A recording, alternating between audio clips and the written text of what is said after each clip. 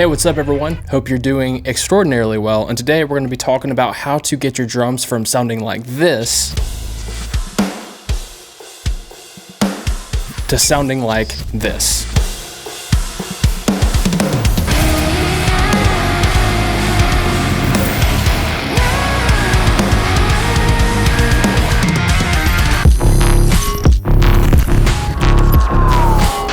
This is a video that's been a long time coming. I've been working on this chain and perfecting it and refining it over the past 2 to 3 years, and I'm really excited to share this chain with you. It includes stage compression, EQ, dynamic EQ, as well as a final limiter. The first plugin that I use in this chain is the Fairchild 670 compressor from Universal Audio. The key to this plugin is getting anywhere between 2 and 3 dB of compression. The reason I love this compressor is number one, it has a very unique character. It definitely has its own sound. I love the extra body and aggression that this introduces into your drum mix. I have the left and right channel linked, and then I push both channels until I get 2 to 3 dB of reduction. And with this compressor, the kick will usually trigger anywhere between 1 and 2 dB, and the snare will trigger about 3 dB.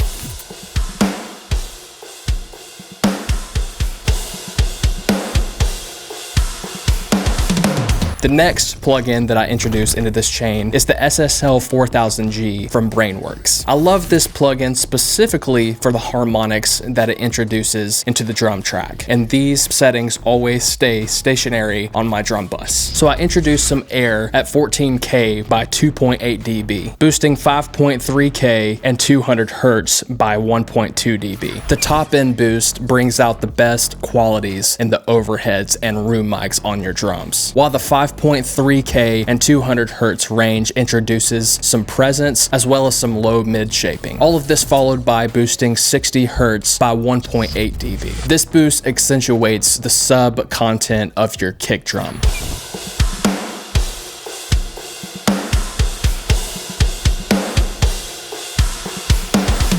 For the second plugin in this chain, I'm using the Townhouse Bus Compressor from Brainworks. With the Townhouse Bus Compressor, I get anywhere between 3 and 4 dB of reduction. A 2-to-1 ratio, a 0.1 millisecond attack, and having the release set to auto with a touch of makeup gain.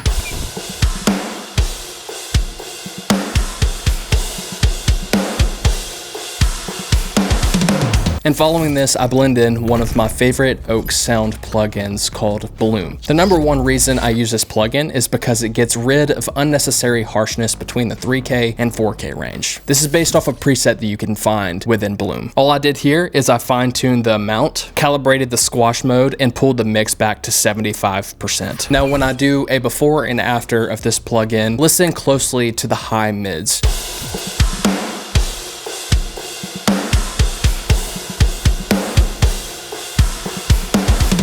Okay, so this next plugin is the Pro MB from FabFilter, boosting everything below 240 Hertz by 4 dB, and then compressing it back down with a semi-fast attack and release. This does a great job of rounding out and controlling the sub content of your drum mix. And after this, implementing another band between 240 Hertz and 620 Hertz, changing the mode to expand, and then side chaining this to your snare top, changing it to external mode. This portion of the spectrum on your drum mix will expand only when your snare is hitting.